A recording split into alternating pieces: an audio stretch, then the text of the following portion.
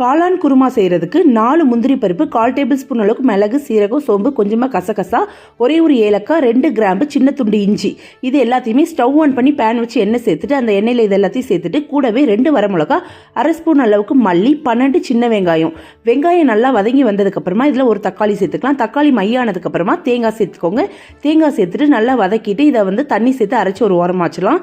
அதே பேனில் எண்ணெய் சேர்த்து எண்ணெய் சூடானோன்னா சோம்பு, பட்டை, இலை, 5-6 சின்ன வெங்காயம், கொஞ்சமாக கறிவேப்பிலை, வெட்டி வச்சிருக்கிற காளான், அதுக்கு தேவையான உப்பு சேர்த்து நல்லா வதக்கிக்கோங்க.